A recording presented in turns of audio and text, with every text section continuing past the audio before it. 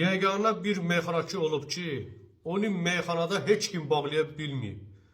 Biri çıxsın ortaya desin ki, falan toyda aman o meyxanaçını bağlayıblar. O olmayacaq, mümkün deyil. İndi mən onu göstərirəm indi sizə. Allah onu rəhmət eləsin.